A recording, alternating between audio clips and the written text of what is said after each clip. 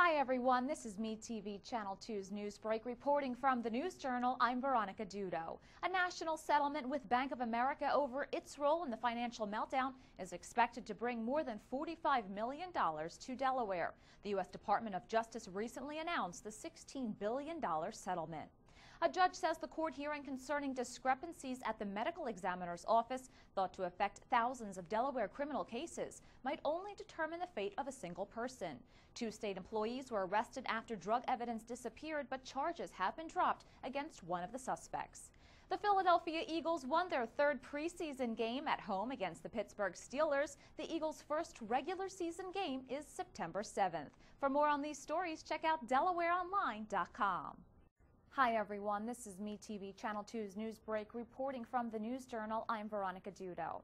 Popular Sussex County restaurateur Matt Haley has died of injuries he suffered from a motorcycle accident in India. Haley won the 2014 James Beard Humanitarian of the Year award. Governor Jack Markell said Haley was a world-class humanitarian who will be missed. Sussex County Council agreed to let Alex Pyrese withdraw a request to hold a country music festival on a Harbiston area farm. Pyrese has previously stated that if he can't hold the music festival in Sussex County, he would stage the event at the Harrington Fairgrounds instead. Newcastle County paramedics took the Ice Bucket Challenge today that benefits ALS research. They will also be making a donation to the foundation. For more on these stories, check out DelawareOnline.com. Hi everyone, this is MeTV Channel 2's News Break reporting from the News Journal. I'm Veronica Dudo. A man charged with killing his girlfriend's father heard his own words used against him in court. Gerald Schweiger is charged with stabbing Tony Mosick Sr. last year, then dumping his body in the Lipsick River. A police interview was played in court where Schweiger said, quote, "I didn't want it to happen." Police were back in court to explain discrepancies at the medical examiner's office. 2 state employees have been arrested after drug evidence disappeared. The outcome of the hearings could affect thousands of closed drug cases and others waiting to be prosecuted. NASCAR fans jammed the Rehoboth Beach bandstand Wednesday to get a chance to see Jeff Gordon. The Sprint Cup champion answered questions and toured the area. For more on these stories, check out DelawareOnline.com. Larry's scheduled seismic testing from Delaware to Florida has been postponed, but many politicians and marine experts believe when the testing resumes, that research will ultimately be used for offshore drilling. Anything is bad. You know, you want to keep everything as natural as you can. Luke Corbett has been in the commercial fishing industry for 36 years. Recently, the Obama administration has reopened part of the eastern seaboard to offshore oil and gas exploration. The U.S. Bureau of Ocean Energy Management estimates that more than 7 billion barrels of oil and 37 trillion cubic feet of natural gas are located beneath the coast from Florida to Maine. But the recent decision to allow exploration from Florida to Delaware has been met with strong opposition. What if something happened? You know, an oil spill or something like that. I've been through that up in Alaska. That was horrible, you know. We couldn't fish for like 2 years. Corbett worked in Alaska for 7 years and experienced the 1989 Exxon Valdez oil spill. Like mud, you know, all up on the beach, you know, and it's just big clumps everywhere, you know. Supporters believe energy exploration and production in the Atlantic could bring new jobs and higher revenues to states and local communities. But environmentalists like Bob Shelkoff, who is the founding director of the Marine Mammal Stranding Center in New Jersey, are concerned about damage to shorelines and the safety of ocean wildlife. Well, seismic testing has been proven in other parts of the world, especially in Europe, to be detrimental to marine mammals. It causes a disruption in their feeding behavior. It chases away the food that they're normally feeding on. The food will take off. The exploration will initially be conducted with seismic surveys that use sonic cannons to locate oil and gas deposits locked beneath the ocean floor. However, for weeks at a time, every 10 seconds, the cannons will emit sound waves louder than a jet engine. This gray seal washed up on the beach in Sea Isle City. She was brought here to the Marine Mammal Stranding Center to be rehabilitated before being released back into the wild. Marine officials say if seismic testing or offshore drilling becomes a reality, it would disrupt the food chain, forcing wildlife to come closer to the beach, endangering their safety and the well-being of beachgoers. And they're already talking about leasing those sites off. I think the only thing we can do as individuals and as states, I think the states should get together and have a class action suit against the administration to stop that kind of wholesale use of our waters off the coast. The area to be mapped is in federal waters, and energy companies can apply for drilling leases in 2018 when current congressional limits expire. Here in Brigantine, New Jersey, I'm Veronica Dudo for MeTV. This is the RS-16 unmanned aircraft. It has a 12-foot 11-inch wingspan, a max gross takeoff weight of 85 pounds. David Yoel is an applied physicist with more than 30 years' experience as an inventor and engineer. With roots in the space program and industrial manufacturing, he founded American Aerospace in Montgomery County, Pennsylvania. Embracing a new era in aviation, Yoel and his team built this RS-16 unmanned aircraft system, also known as a UAS, which is the world's first professional-grade long-endurance civilian UAS. There's a pilot, but the pilot is on the ground operating the aircraft from a computer station as opposed to being in the aircraft while he's operating it. In 2012, Congress passed a law that effectively legalized commercial and civilian UAS flights in the United States. Lawmakers directed the FAA to come up with rules and standards to allow widespread UAS traffic by September 2015. 6 test sites across the country have been selected for UAS research scheduled until 2017. Currently, the FAA is granting certificates of authorization to fly UASs, and since 2009, many of Yoel's clients have been approved. We assist them in operating the aircraft in the national airspace legally under FAA rules, approved rules, in very limited locations and under very controlled circumstances. UASs are changing the world as we know it and can be used to help firefighting, disaster relief efforts, search and rescue missions, law enforcement, and border patrol. They could even help provide answers to questions that have puzzled scientists for centuries. Collecting information on CO2, on methane in the atmosphere, on submerged aquatic vegetation on the shorelines of America and their impact on climate change. American Aerospace invented this mobile operations center. They designed and built it for the Virginia Tech Mid-Atlantic Aviation Partnership. By the end of the summer, it will be shipped to one of the FAA's new testing sites for unmanned aircraft systems. The goal is to gather helpful information for the FAA to eventually integrate UASs into the national airspace safely. We're in that research phase now where we're evaluating what levels of redundancy and levels of reliability are needed to operate these systems safely and effectively. While UAS research continues, many have serious concerns about the new technology, like Arthur Walk, a licensed jet pilot and Philadelphia-based airplane crash litigator for more than 40 years. Anything that allows somebody else to invade your space, to invade your privacy, is a risk. A small UAS, commonly referred to as a drone, is readily available to the public. Walk is worried about the reliability of that aircraft and its operator. They crash because they break. They crash because the guy using the toggle switch isn't quite up to speed. That's the guy I'm worried about, and that's the drone I'm worried about.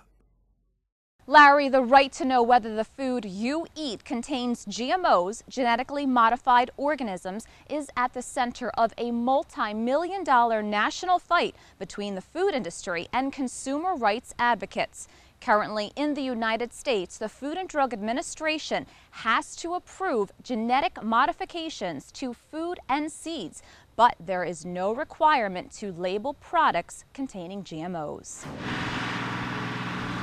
Barry Savoy is the owner of Savoy Organic Farm in Gloucester County, New Jersey, a family-owned and operated vegetable farm that provides certified organic produce to the tri-state area. You know, so it's just grown basically the old-fashioned way. Also no genetically modified crops. The GMO debate focuses on Roundup-ready crops, which are genetically modified to be resistant to the herbicide Roundup produced by Monsanto. Gilles-Éric Seralini is a French scientist and professor of molecular biology. He conducted a 2-year study on the effect GMO Roundup-ready corn had on human cells and animals. His findings determined the genetically modified corn and herbicide Roundup caused serious kidney and liver damage, as well as increased an earlier development of tumors.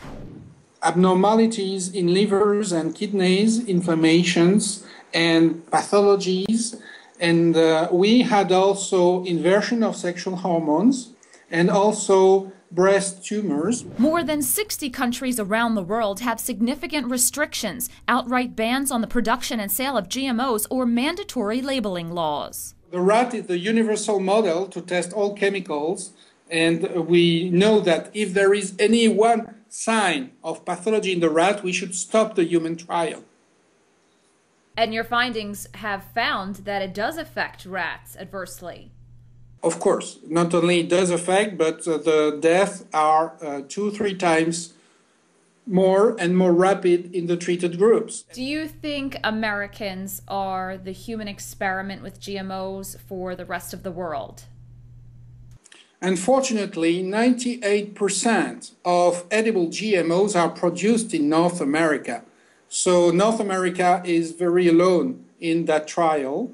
And unfortunately, since it is not labeled, all the chronic disease may be attributed to these kind of products. Monsanto released a statement to MeTV which reads in part, "Hundreds of published studies adhering to rigorous, unbiased methodologies have shown plant biotechnology and glyphosate are safe and beneficial technologies for our global food supply." Whether you're concerned about the safety of GMOs or not, consumers are demanding that products have labels with that information so they have the freedom to make a choice. For MeTV, I'm Veronica Dudo.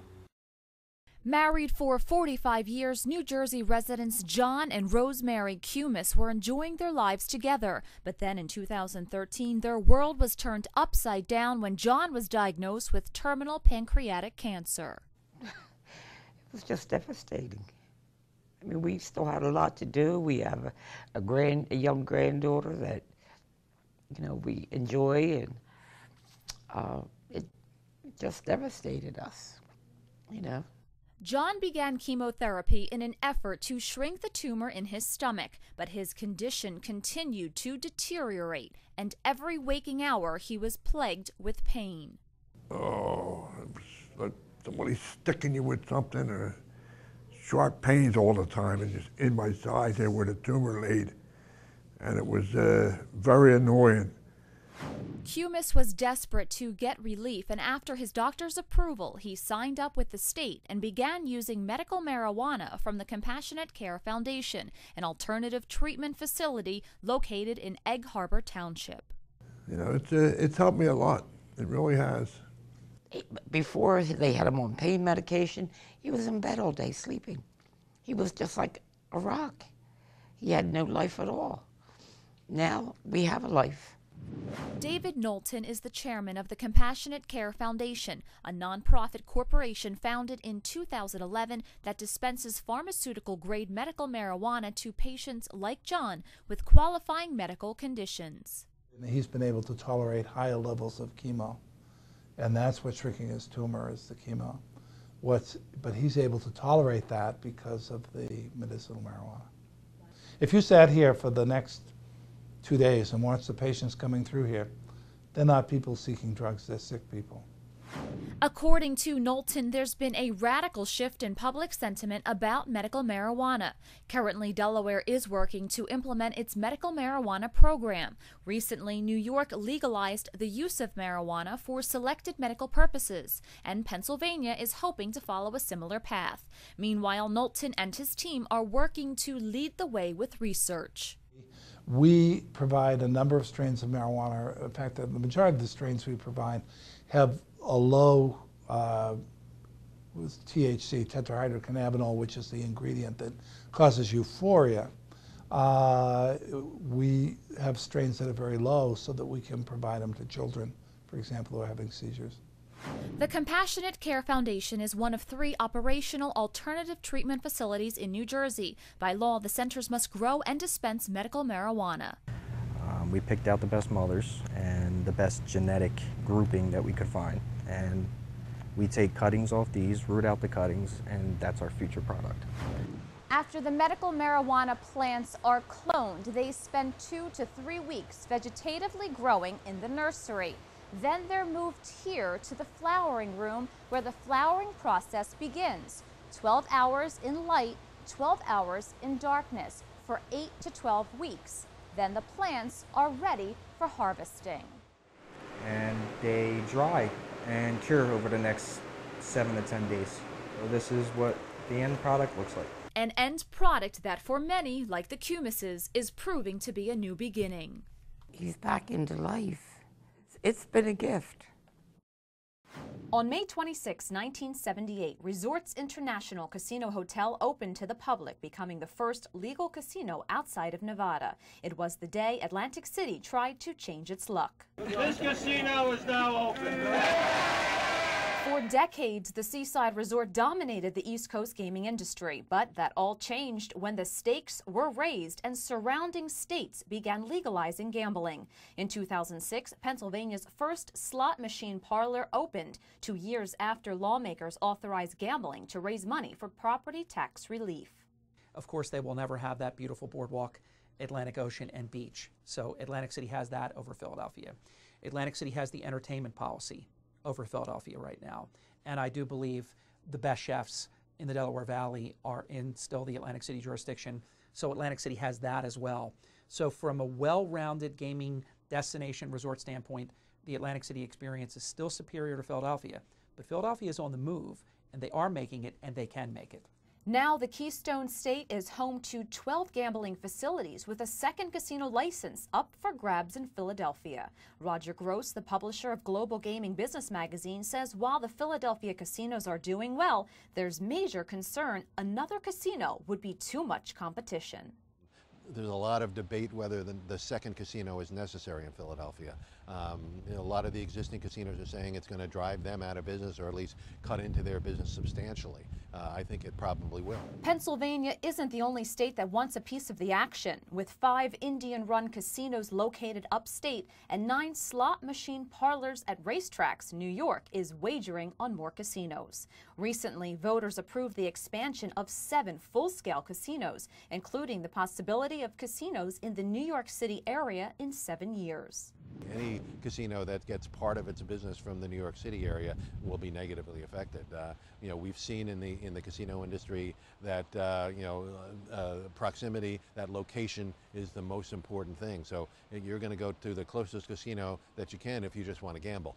Meanwhile, Delaware's 3 casinos have attributed their struggles to increased competition in the market and having to share too much of their gambling revenue with the state. Lawmakers listened and approved a $10 million financial bailout.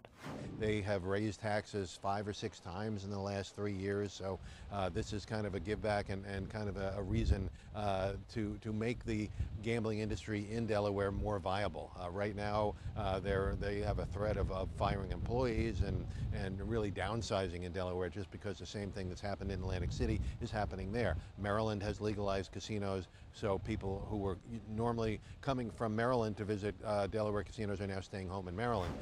The tides are changing and the market is oversaturated with casinos. Here in Atlantic City, the landscape is ever evolving as casinos continue to disappear from the skyline. First, it was the Atlantic Club earlier this year, and now most recently, the Caesars Entertainment Corporation has announced plans to cease operations at Showboat Casino by the end of the summer. Now, it's anyone's bet what's in store for Revel, the resort's youngest casino. And I hate to say this because it would be terrible for Atlantic City, and it's an opulent, beautiful building. If Revel does not work out this latest round of restructuring, Revel is on the brink. Since 2004, 26 casinos have opened in the Mid-Atlantic region. Currently, there are 24 casinos within 100 miles of Philadelphia, a huge shift from the early days when Atlantic City enjoyed the monopoly. And if that's not enough competition, gamblers can now bet on the internet.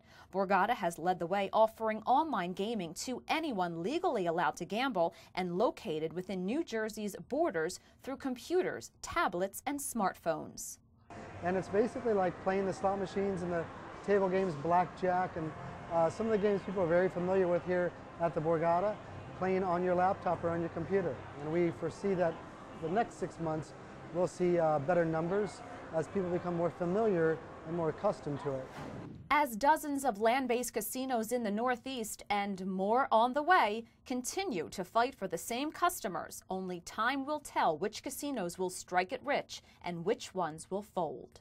This year alone, from January 1st to July 7th, over 30,000 unaccompanied minors have illegally crossed the United States border.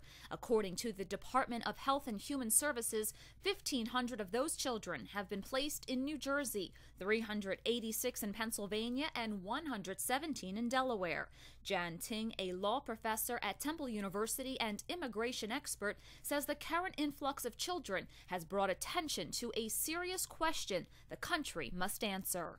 Whether we should admire and respect immigrants is not the question. The question is how many.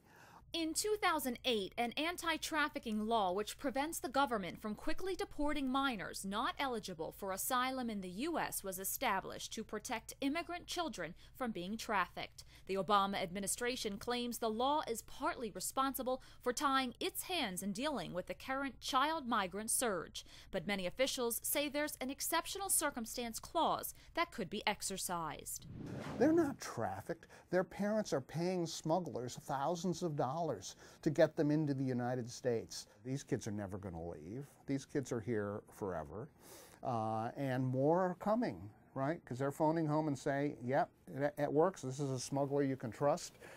Give them your money and get yourself into the United States. Makes sense.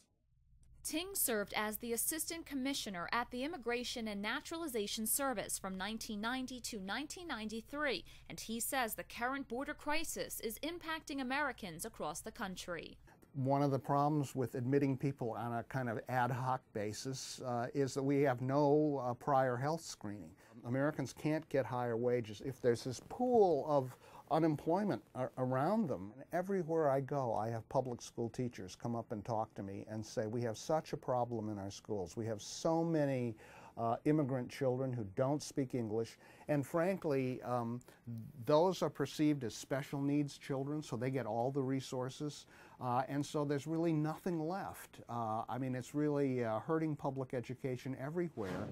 Many people have mixed emotions about minors entering the U.S. illegally. We decided to hit the streets to talk to residents here in the Delaware Valley to see what they had to say about this issue. I think it's totally wrong. They're not part of our country. We can't take care of our own. I think it's ridiculous, and it should be stopped immediately. They deserve a chance. They should be able to come over here and do what they can. It's just a hard decision to make, but I think that they should be sent back. They should let him stay. I mean, I don't think there's no reason why you got to send a little kid back. He made it here. You know, what's the difference from a couple hundred years ago? The state and the country need to help out our own first. While public opinion is split on this issue, so are politicians, but they continue to work to find an answer. For MeTV, I'm Veronica Dudo. Hey Mom, Dad, Jenny, this is John. Saying hi from the academy. Big things were on the horizon for John Elliot. After graduating from Egg Harbor Township High School, he answered the call of duty and attended the United States Naval Academy. His patriotic spirit inspired him to work hard so his dreams of serving his country could become reality. John's leadership qualities were seen at the academy, where he was a friend to all. He even became a person his fellow midshipmen could depend on as a human education resources officer, also known as a hero. Accomplished a lot of things I never thought I could, never done before in my life. Learned a lot about teamwork, responsibility, and how to succeed and accomplish all the goals I set for myself in life. In 2000, John graduated from the Naval Academy and was named Outstanding Hero of the Year. His future looked bright as he was preparing to embark on a new adventure, flight school. While driving home from Annapolis to South Jersey for his mother's birthday, John was killed in a head-on collision with a drunken driver on U.S. Route 9. Earlier that night, the man had been arrested on DUI charges and released to a friend, only to get back behind the wheel again, killing himself and John in the crash. John was the best big brother I could ever have. John was also my best friend. I could never have been more proud of John as I was the day that I saw him graduate from the Naval Academy in Annapolis. When I found out about John being killed, it was the worst nightmare that I could ever imagine come true. John was my hero, and now it's our chance to be a hero to others by being a designated driver. Out of their loss and unconditional love for their son, the Elliots pursued legislation to prevent future DUI tragedies. First passed in New Jersey in 2001, John's Law requires police to impound the cars of DUI suspects. A federal version enacted in 2005 provides highway safety grant incentives for other states to adopt John's Law. Each year, about 7,800 cars of DUI suspects are impounded through John's Law in New Jersey alone. That's potentially thousands of lives that are being saved annually. It's a law that simply says that police must impound the car of somebody who's arrested for DUI when they're arrested to separate them from the car, because that's how our son was killed, by a person who'd been arrested, released to a friend 2 hours later, who put him back behind the wheel instead of driving him home. This prevents that from happening.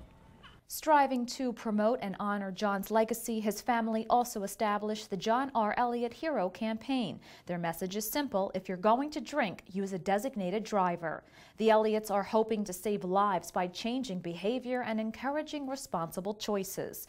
The Hero campaign has partnered with schools, law enforcement agencies, and professional sports teams.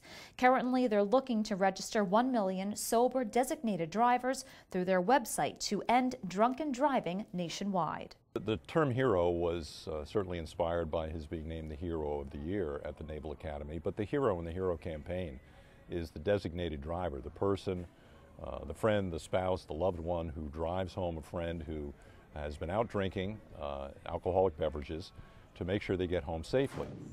What started at the kitchen table has now become a noble campaign that is saving lives along the East Coast. But the Elliots aren't stopping there. They're working to make it a national movement and John's ultimate living legacy. We think he would have done great things with his life. We hope the Hero campaign is something that will be a wonderful achievement in his memory. John may be gone, but he's certainly not forgotten. Truly a beloved son, brother, friend, mentor, patriot, and hero, John's unique personality touched the hearts of many, seen here in a video message his family treasures. Now, more than a decade later, his memory is saving lives. At the end, I was shooting about 30 bags a day. With dark circles under her eyes and track marks along her arms, Jennifer Hanson's drug addiction led her to places she never imagined. I was, with a lot of big-time drug dealers and, doing whatever I had to do to get that next drug. Living on the streets with a $300 a day heroin habit, Hanson's life seemed hopeless. Heroin is such a physical addiction that when you basically have to use it just to feel normal. Hanson first went to rehab when she was just 17 years old. Her heroin habit began at 19, and at 24 she decided to leave the street life behind to embark on the road to recovery, but it wasn't easy. I would get out, I would think that I could smoke pot again, and I would always end up with track marks in my arm. After several attempts at rehabilitation, Hanson finally successfully detoxed in 1996. She then entered a transitional facility where she learned how to live without drugs in California for 3 months. She took the tools and knowledge she learned there and opened 5 structured sober houses in New Jersey to help others who are struggling with addiction. Right now the insurances only pay for a couple weeks in treatment. So these people need more time to be in a supportive, recovery atmosphere. That supportive environment is exactly what the Hanson Foundation provides at their structured, sober living houses for men and women. We don't take any money from the state. These houses are fully self-supporting. Currently, the United States is in the grips of the worst heroin epidemic in its history. Between 2007 and 2012, heroin use nearly doubled across the country. The pharmaceuticals that are coming out today are so strong and so readily available to so many people that has really increased the heroin epidemic in this country. Terry Burns, the director of operations with the Hanson Foundation and also a former heroin addict, says their houses are in demand now more than ever. We try to help meet their individual needs. Some people might need to work on a GED. Some people might need to go to the doctors, the dentist, help with job resumes, going to job interviews. Hanson's hard work has paid off. She's been drug-free for 18 years and has established successful, sober living houses. Now married and raising a family, she also found her happy ending. She's even written a song called Street Life to serve as inspiration for others battling addiction. There is a light.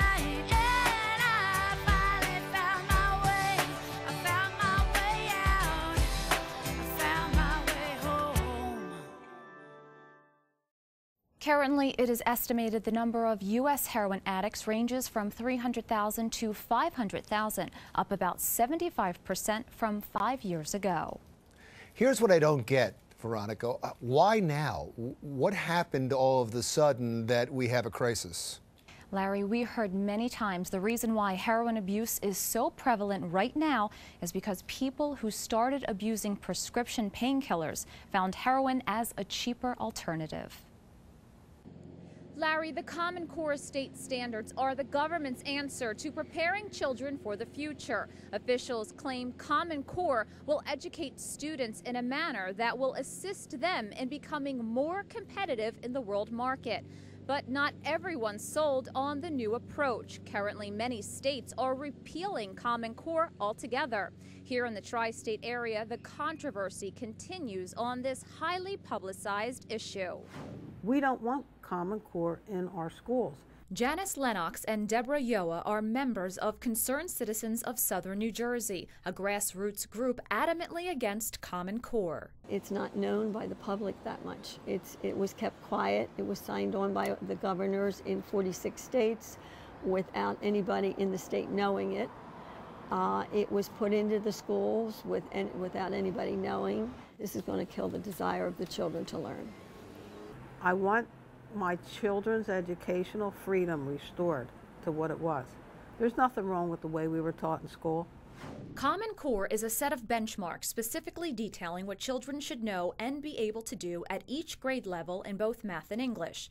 For most states, this school year will be the first that the standards will be both fully implemented and tested. It's going to take 10 years to tell whether these standards work. So we're having a generation of children with a big question mark next to them. Meanwhile, the Obama administration has given $360 million to groups of states that are writing new Common Core tests, prompting a concern of a federal takeover of education. Michael Smith is a professor in Temple University's College of Education in Philadelphia. This is a moment in time that we have to seize the day. Whatever you think about the Common Core state standards, there's no question that they've changed the landscape, and we need to take advantage of that. One of the authors of a new book, Uncommon Core, Smith and his colleagues offer academic arguments on how Common Core works and where it falls short. The new standards are pushing students beyond what many of the state standards had done.